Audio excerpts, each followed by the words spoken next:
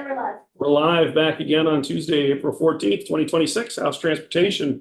In the miscellaneous motor vehicle section 24 in particular, there has been a significant amount of conversation related to Vermont state inspections and changes. There's obviously a huge work across the river that made a lot of changes. There was a lot of work done in the Senate on related to it. There's been other bills related to inspections. There's been a public hearing in the building that many of us in the committee attended or watched. There's a lot going on. This particular next hour, we're going to hear what is the DMV recommended and has or doesn't have for comments on what's in the bill related to changes in Vermont State Vehicle Inspection Program. So welcome back to the committee, Deputy Russo, and let's hear what it is that I believe most of this is your recommendations out of the department on these changes, or is this a combination of changes? This is so Matt Russo, for the record, Deputy Commissioner for DMV, and these are recommendations from the department That were carried pretty much by the Senate almost without change? without change yet. Okay. And we did work with inspection stations as well, so it wasn't just a let's change this and that. We worked with them to see what made sense. Along with plenty of public input, huh? Plenty of public input. Yep.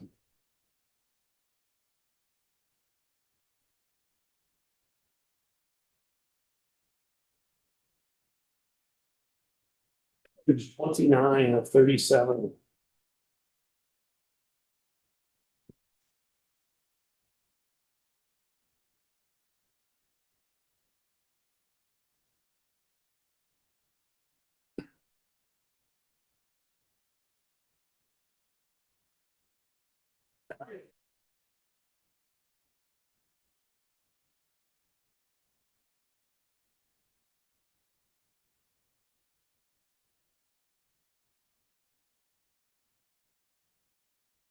Okay, so we'll start with some historical data on inspections that have been completed over the years. We don't have anything prior to 2018 here, so we'll start with 2019. Between that and 2020, of course, which was COVID, we had a reduction of over 8%, a little over 8.5% decrease in inspections. And the following year, 0.5%, followed by 2.9.6. And I will say that things were a little more relaxed during COVID just because of what was going on. And so you saw a steady decrease over time. And then we get to 25 and we're still seeing a decrease. I can't say for sure what the reason is. You know, there's speculation that there's a mixture of enforcement, being too stringent with the inspection manual. I think that the compromise that we see is taking away some of the ambiguity that's in the inspection manual. A lot of it's vague. There's some gray area for inspection stations. And I think it's going to make it easier for inspection stations and for Vermonters to make things clear. I'm sorry, could you just put that slide back? Yeah. Sorry, just looking at, Figure out okay, so the revenue changed on 2023, 40%, but the number from the prior year didn't really change, less than 1%. the check. What would cause that? That's a good question. 2023. Inspections went up, but less than 1%. Right. And then the revenue for each inspection is the same. Yeah. Oh, the fees went up. Unless it changed. Yeah. No, the fees went up. 23? Yeah. Went up in 23. That's right. Yep. Did that. Yeah. Yeah. Already talked. No. Consistent. Okay, so, Good catch. but even still, the fees went up. I don't know, the fees didn't go up for inspections, No, not, so that's not making sense to me. Because those fees didn't go Yeah, up. I'll have to get some data. Yeah. for you. The portion from $6 to $8 was my I understanding. don't know if they owned that one or not, but it might have been tied to the sticker. Yeah, because I think it's 6 months. Yeah, so I think that might have went up. yeah, well, We have to because, look at it, but I think, Yeah. We can break it Yeah. down. yeah. so I think, concerned that people not getting inspections, not only reduces revenue to the DMV. Yeah, But for me, it makes it unfair for everybody else who is getting inspection. Fair. So, okay, Would you be able to comment, Debbie, on the, how many vehicles that there are? So we did 500,000 inspections and we have 500, 600,000 vehicles. Or is it, oh, here we go. So this is the breakdown of inspections by type, by vehicle type. Right, but I was more looking at potentially, which we've talked about, perhaps looking at the next week is sort of like, what's the total number of registered vehicles? Compared to inspections. The total number of inspections, I would hope that they're somewhat, I'm sure there's some reasons why they wouldn't be exactly the same, but I would hope they're in some reasonable level of comparison between, if we have a registered vehicle, we probably should have an inspection to match in terms of the numbers, unless there's, And we can, unless there is some reason you don't get an inspection when you sell it, or I don't know, some transact, but right, some oddballs. overall, there would be some correlation, I would guess, between the total number of vehicles and. We can gather that for our next presentation. Narrow it down.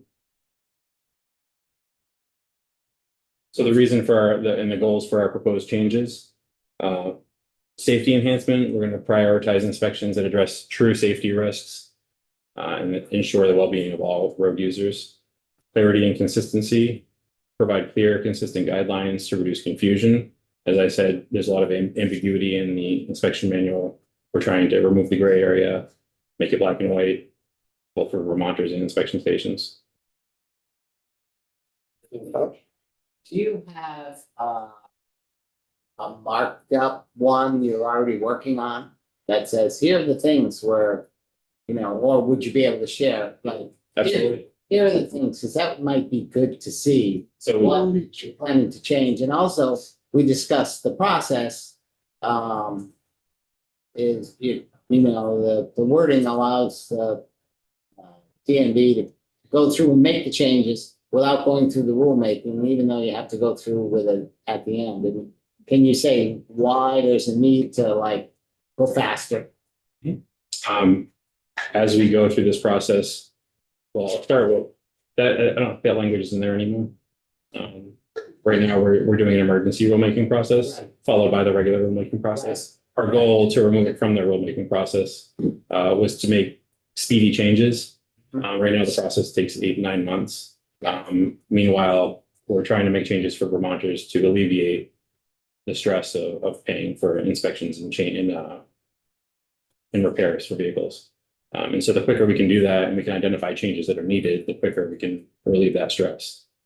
If we do it through the rulemaking process, aside from this time when we're able to do the emergency rulemaking process, it just takes that much longer to make those changes. And yes, we will have a breakdown. Of course, the issue existed 2 or 3 years ago too. Mhm. You haven't added a lot more. I think the last time there were things reduced the stringency, and now we want to continue to do that. I'm not saying one way or the other is good. I mean, I think we didn't want to inspect things we don't need to. But now, there's more, you're saying, well, we're feeling more urgency to do it. Yeah, we've identified some areas that we don't think are true safety issues, and are more of an advisory to be safe on the road. And so when we talked about this before, we asked about the advisory. Mhm. So, we got some rust. But now with the new rules, it's acceptable. Of course, the rust is gonna continue. Yeah. So when it's advisory, is it put on the record, and would that record go with it no matter where they go next time to get inspected? If it's rust and it's not affecting the safety, there wouldn't be anything in there for an advisory. So that. It's anything that's going to create a safety issue in the future that we would want to advise them of. A lot of times it's the rust is just surface rust that can be Yeah. run off driving on the road and braking. So we didn't want to put the pressure on Vermonters having to pay for new brakes and rotors when there was. Right. no need, Yeah. Right. We changed the rules on those before. I'm thinking you got some rust in the frame, but it's just starting it, and maybe it would have been rejected, but now it's accepted. But do you give an advisory that says, hey, sort of next time this might not pass? If that would be separate from the brakes and rotors, so if there's rust on the frame, Yeah. depending on where it is and how much, then it would be an advisory. And that would be listed right on the inspection report. And then if they go somewhere next year to a different inspector, will they see that report? If it's all public, you can pull Okay. an inspection report from previous vehicles and years. So anything that's put on there that says, you're getting close on the tires, that would be on It's there. automatically in the system. Yep. Okay. We need a field trip to an inspection station, huh? Yeah, I think that'd be good. That'd be interesting. All right, so we'll start with our, Sorry, did I miss a question in here? Where was I? What? Yeah, thank you. I just, back to Representative Pouch's question on the timing.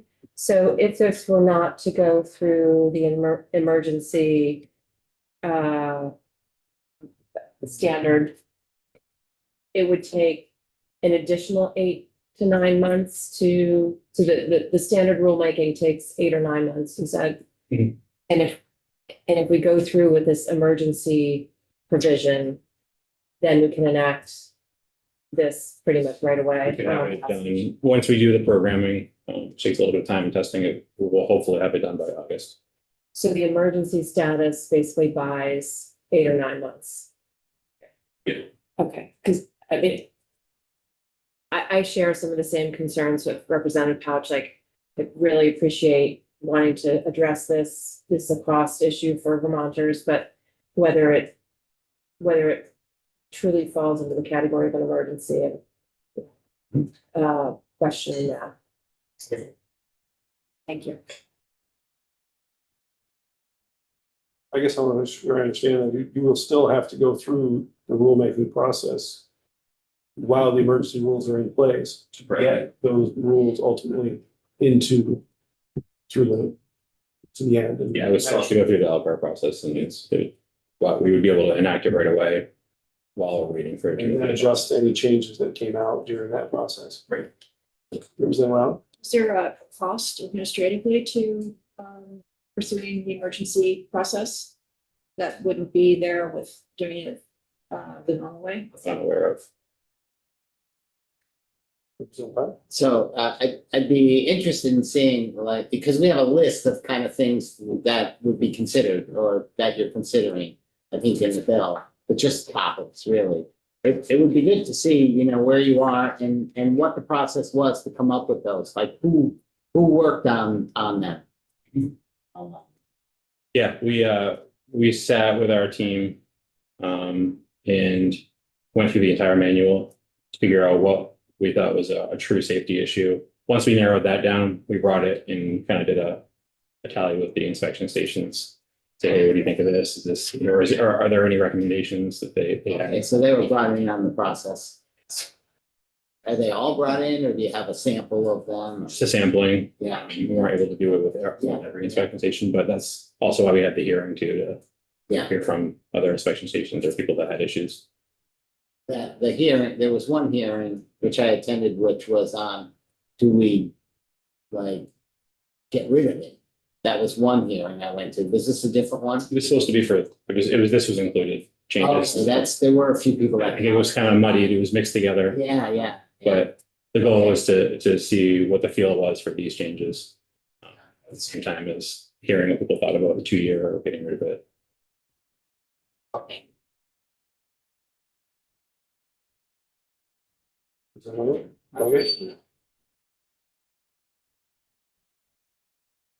Okay. So here is our list of proposed changes. We'll start first with tires and wheels and tires. We wanted to modify this. The biggest change was removing weather cracking. Even relatively brand new tires can have weather cracking on. Small cracking on the outside of the tire, not a safety issue. We did want to keep deep cuts or worn spots that expose the cord. Clearly, that's a safety issue. It could blow on the road and create an accident. Any tire that has visible bulges indicating separation of the tire structure, we also want to keep in there. Representative Beasley? No mention of wear bars? Not in in these changes. Representative Howard? Just a sort of a side question. Do they take a dime and put it in there to see the thickness? A penny? Yeah. Say that's the. Because it's been. It is the gauge, yes. Yeah. Or is it George? That stays. Okay. That's good. Yeah, everyone can do it. That's. Although they're getting rid of pennies, so you might consider that for next You year. know? Nichols. Nichols. Yeah. Power steering and suspension. We wanted to move the power steering belt being broken and the vehicle continuing a free rocking motion after release, which indicates a weak shock absorber. We wanted to move that to advisory rather than failure. It's not an imminent danger or threat on the road. But still important to let somebody know that, hey, heads up, these are going to be fixed. Brake performance. We did check with inspection stations on that. And we were told that it's really not a requirement. And a lot of times they don't take it on a road test. You know that personally, I brought my vehicle for inspection and I've never seen it leave the garage with brakes being changed. So I know that it is not always done. And we were told that it was not necessary, not a threat. So our proposal is to move that to advisory. I'm sorry, to remove that. Rotors and drums, which is the biggest topic for Vermonters, removing the word rust completely. We're more concerned with pitting and evidence of cracks that extend to the open edge, which is a safety concern. And we're also striking the word chips from the brake lining that shows evidence of cracks or chips, or if adhesion is compromised.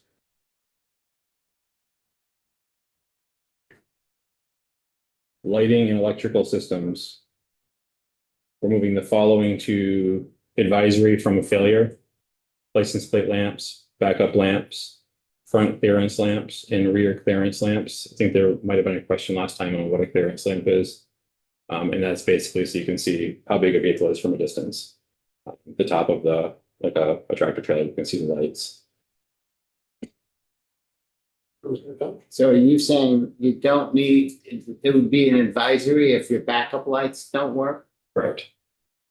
It seems like a serious safety thing, because, you know, at night you look and you go, that car's backing up, I gotta get out of the way. I don't know, okay. Yeah, it's we that was something we identified, and that's again why we wanted to speak to other inspection stations. And I'm sure that that is up for debate.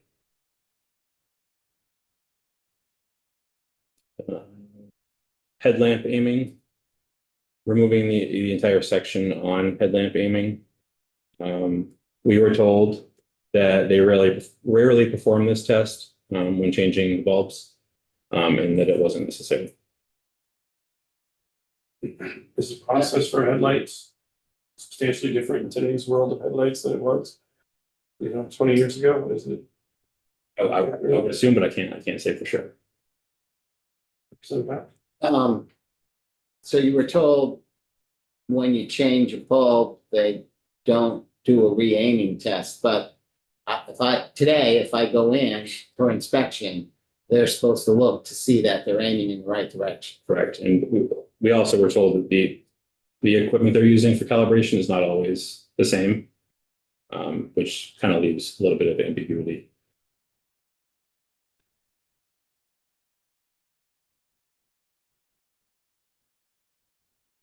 Instrument cluster, speedometer, and defroster, and horn. We were only going to retain one item from that list. The brake system failure indicator light remains illuminated after the engine is started and the parking brake is released. Our proposal is to move the following to advisory: airbag warning light, speedometer illumination, and front defroster function, which weren't seen as an issue imminently, more of an advisory to the driver. What's a front defroster light? The light for the front defroster not working. Oh, you get a warning? So not whether the front defroster is working, but what the light that tells you that it's on or not. Right, and from what I remember, there were, like an airbag warning light, for instance, may malfunction. Airbag may be working. Yeah. The light could be on, right, and for that reason, that was something that they suggested moving to an advisory. Do they check to see that the air front defroster works? They would be checking for their front defroster.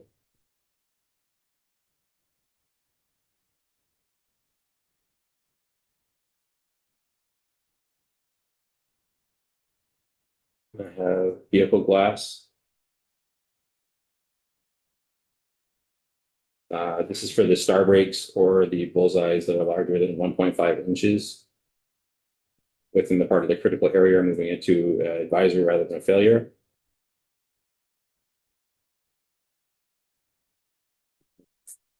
Basically feeling that the small cracks or chips outside of the driver's view should not fail on inspection, but rather just be advised for future repair.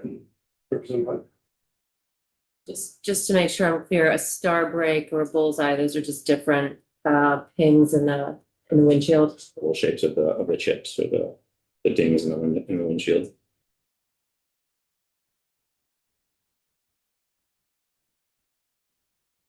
And the side windows. Finally, if that's where I think I'm out of sync.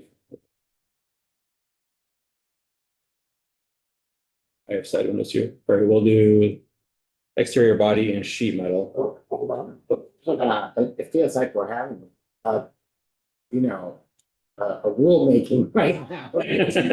Questions, but so, if I have my airbag warning light, it stays on. Do they test to see if the airbag actually works? I'm not Could they? not positive. Yeah, I don't want to say one way or the other. Okay. But I can get back to you on that and find out for sure. Oh, yeah, I'm not sure, yeah, how you test it. But it seems like an important piece of equipment. Exterior body and sheet metal. Proposed changes are moving the following from a failure to an advisory. Portions of wiper blades that contact the windshield are ripped or missing sections of rubber. Clarifying the rust guidance under sheet metal and body. Defining failure as corrosion or torn metal that compromises structural integrity. Obviously, if it's compromising the integrity of the structure of the vehicle, that's important. Inserting a diagram which identifies A, B, and C pillars and excluding the front and rear doors. And developing clear language describing when rust on these pillars constitutes failure. I think giving a little more direction on exactly what constitutes failure rather than an advisory is important. And these are things that we'll put in the inspection manual and will be on the tablets when they're inspecting your vehicle. And then Representative Pease. Are unibody type vehicles and like a 3/4 ton or 1 ton pickup, are they looked at the same way in those? if they're considered a pleasure vehicle, they're not a large commercial vehicle.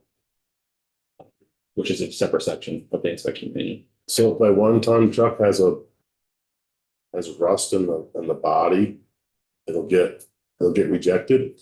I'm not sure if it's separated by body type, but I can find out if there's any distinction in the manual.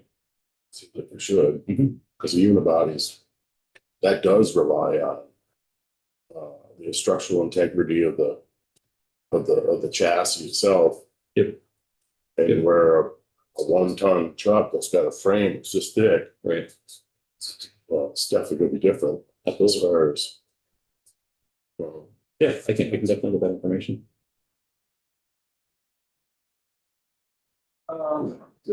Just a general question. I'm just trying to grapple with the fact that we're sort of bypassing, in a sense, Elkhart to implement these changes before it actually plays out in that process. I'm assuming with the AVIT system that we have a breakdown of all the cars that have failed based on the criteria that you laid out that we, want to implement before, it goes through that process. Can you, and I'm sure you don't have it now, but get back to this committee to say, all right,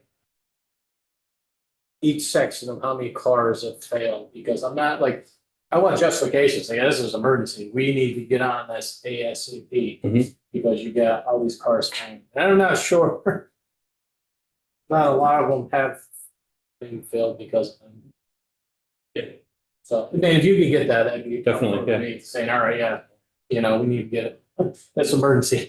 Here's how many cars Yeah. would not have failed based on Yeah. these new rules. Yeah, Let's see if we can get the breakdown by Is category. the system fairly robust in terms of the data of each inspection that's all captured Yeah, it's a great system. that way? So you can show us the total number of inspections, that 500,000 inspections, and here's all the things that were caught. Does it have that kind of level of data? We can, yep. The only hiccup I think maybe would be verifying or trying to break down vehicles that have had an inspection failed, and then were passed. But I can see what we can get for data. I know that we can definitely get it by category. One thing I kind of disagree with there is the shocks. We were talking about the shocks. That would be kind of an advisory. But I have had vehicles in the past that have had bad shocks, and I've gone around corners, bumps. And we do lose time from the road, the contact from the road when. So I mean, I guess I would be a little concerned if I had a kid that had a car with bad shocks and they go flying around a corner and then they lose control because the shocks are bouncing, and I'll have to check the manual. that's the only one I really didn't, Yeah, fair. after listening to it, I don't think that's a very safe idea. I know that the one that we were changing to an advisory was the free rocking motion. There is an entire section there that will fail. Yeah, so it does cover that then. So there are other elements that would fail for shocks and suspension.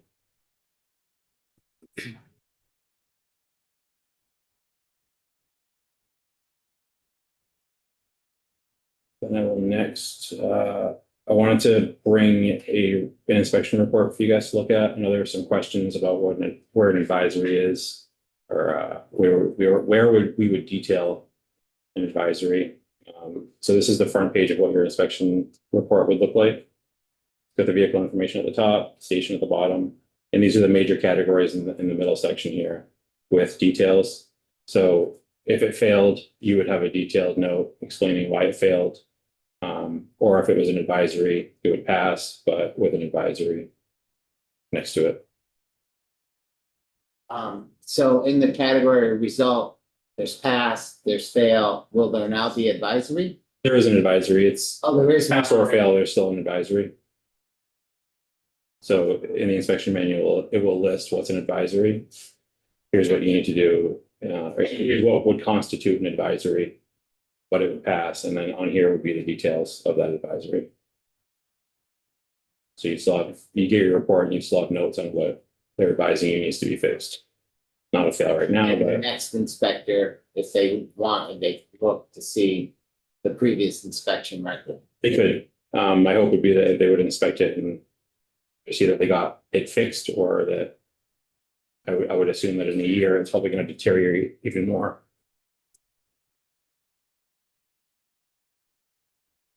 In the case, So upon advisory, is the inspection station gonna, is he assuming liability or liability through his recommendation?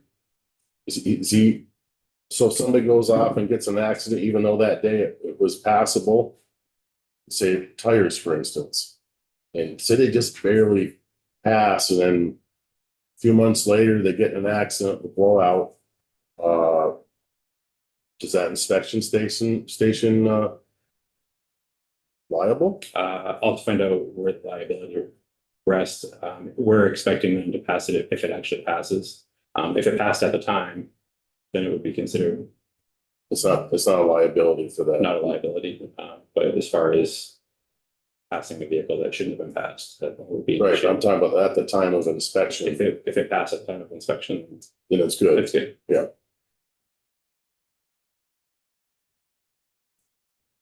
I'll just run through the rest of the report real quick so you can kind of see. Second page focuses on the emissions. And again, there's room for notes on or any codes that were found that failed. And the last page is NHTSA recalls. So if your vehicle's in a recall, and it would list that on this page.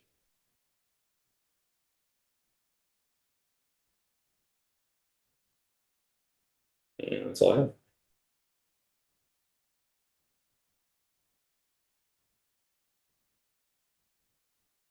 Okay. Communication, please. Is there, what do you think of going to the 2-year inspections? As I said, like we testified to this in the Senate, and I think there's a lot tied to that. There's a lot of research needs to be done, revenue flows, working with the EPA on emissions. I think it would be difficult to implement the MBUF system based on getting an odometer reading every year and trying to figure out how you're going to get that every 2 years while still paying yearly for the mileage based fee. So there's a lot tied to it. Currently, we suggested a report so that we could work with the essential agencies to figure out how that would work if it were to roll out. But right now, I'd say that we're more opposed just because there's a lot of unknowns. Representative White? Yeah, thank you. Two questions. One specific to the proposed changes. So that move the non-functioning license plate lamp to advisory. So that basically means if you're driving at night, your license plate's not illuminated.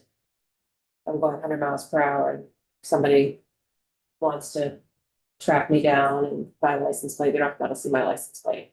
They wouldn't be able to see it. Yeah. Yeah. So is that a concern for our law enforcement? We haven't heard anything from law enforcement on that specifically. It wasn't considered a safety issue on the road, which is why we suggested advisory. Yeah. Might have other implications, okay. And then my second question, and you just brought up when you were talking to Representative Casey about the MBUF. And so recognizing that the MBUF will rely on electric vehicles getting their annual inspection and that they will not be able to they will not be able to re-register their cars without the annual inspection. What is your opinion about making registration of all vehicles contingent on a valid registration, or excuse me, inspection? I think that it's hard to say. My big thing is unintended consequences. And I think we want to think of those first. So I don't think I don't have a statement yet. I think we're still looking through. But knowing that all electric vehicle drivers would have to be getting an annual inspection, so we are requiring a subset of our Vermont drivers to get that annual inspection. So I'm just kind of thinking about the MBUF as an equal way to have electric vehicle drivers pay into the highway maintenance that is in the notion of equity. Yeah. It seems like it would make sense, and I understand, I can't remember what the estimated percentage of unregistered, uninspected cars on the road in Vermont is. Do you? I think that's the data that we're going to gather for our next presentation on inspections, revenue, all that kind of stuff. And you'll kind of see the fluctuation of registered vehicles versus inspections yearly.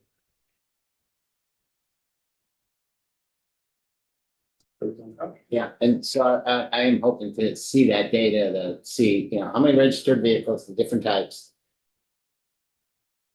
How many of them have inspection within the last year?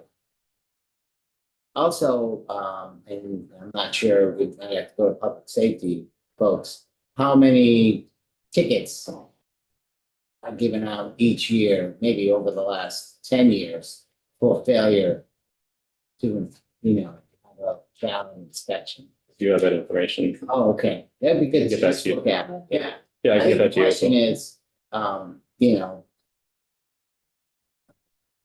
Representative White is sort of talking about or alluding to, is like, how many cars are not getting inspected? And, again, it's more of a fairness piece. Yeah, well, There's anecdotal talk about, since COVID, a whole bunch more aren't getting inspected. We don't know if that's true or not. Maybe it's the same and maybe it's not as bad as we think. And then we get on to the piece of why, when you register your vehicle, isn't there a check to see that you've had an inspection within the last year? Seems like appropriate. If we want to make sure people get inspected and it's for safety, that would be a step that could easily be done. In the new system, do you think that is something that could easily be done? checking for an inspection. Hmm. We can do it now. There are two different systems, but it would be an easy check.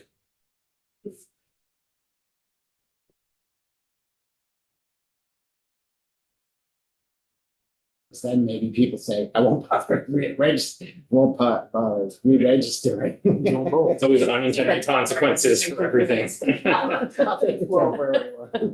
When your public safety or when your DMV enforcement people pull over, can they see the vehicle? When they pull up the registration, they can see whether it has or has not been inspected. They can tell by the sticker on By the sticker. but they can also quickly check online. They are able to check online at the time they know quite a bit about that vehicle at the both registration and inspection. And just to clarify, it is level one, it's enforceable where you can pull somebody over for Yes, not yes. inspection, right?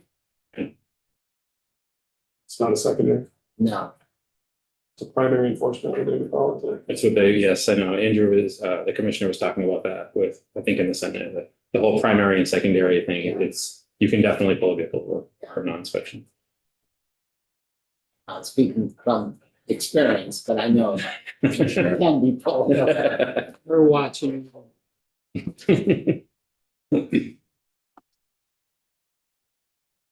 The discussion that you had about making these changes, there was a, pretty significant public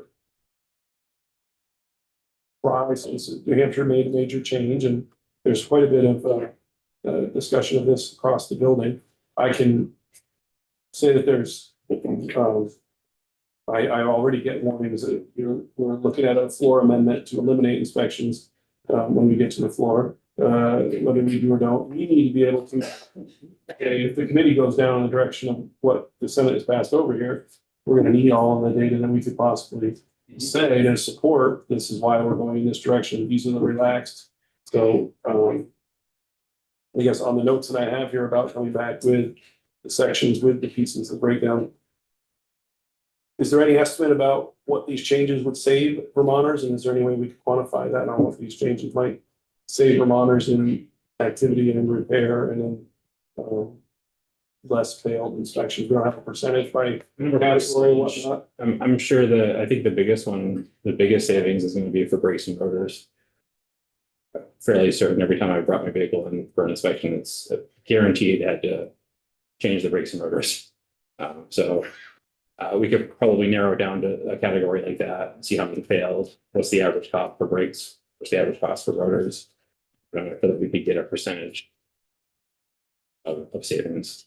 Even with the changes that were made about the surface rust on the rotors, they continue to be a Still a problem. challenge, yeah.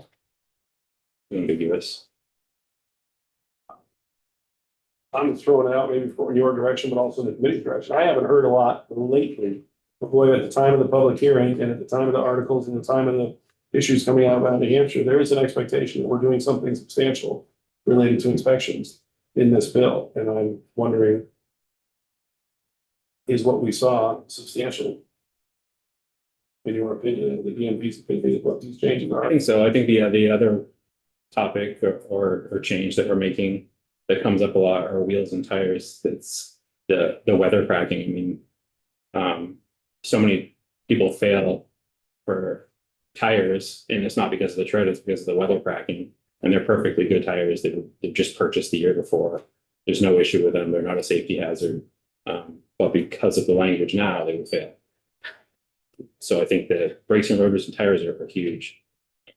I think that would make a huge impact for Vermonters. Representative Mason?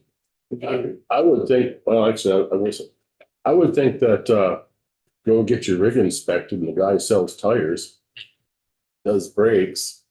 I mean, he's kind of already, if he's, unscrupulous, he would steer somebody that doesn't know much about their car towards replacing that stuff. I could see it. Very possible. I mean, we trust the inspection stations and our dealers, they're our partners. But there's always room for that. We've heard that from Vermonters as well. Representative Powell? I'd asked a question, I can't remember when, about, are they audited? And the answer was, yeah, there's some auditing. Is that auditing ever like a blind, like go in with a car that has, one bad tire, everything else is good, and you see what comes out? Is there anything to that level, I guess? As far as inspection stations, no, I Yeah. don't think that they blindly set them up. But they do audit them, check records. If we get complaints, they check it out with the inspection station to verify, check out the vehicle, go to the homeowner's residence to look at the vehicle. See if Yeah. that actually exists or whatever, yeah. See if their claim is a real claim. We do follow up. But Commissioner Collier doesn't run undercover boss. It's not- Okay. Any other questions or comments from the committee? Concerns? I do have 2 or 3 notes here about some more data, data related to each category, data related to the amount of inspections, the amount of fails by category. Some data overall on the total number of registered vehicles and inspected vehicles and failures related to that, and also related to tickets that have been Tickets, yeah. issued or inspection or warnings related to the amount of inspection that have or have not occurred. Warnings over time and tickets issued over time related to non-inspected vehicles. We can get that data. We do have the tickets. I believe we've presented that before, so we can compare that with the inspections and registrations Okay. tickets that were issued. Is there other information that the committee is interested in and other, I guess I'd also say other testimony the committee is interested in related to Vermont state vehicle inspections and the changes being proposed in this bill? And if there is, you don't have to answer it necessarily right now, but you need to answer it Yeah. to me so that I can put our committee assistant to work on that. Okay. Absent anything else, we'll take another break until we come back at 3 o'clock. There. We're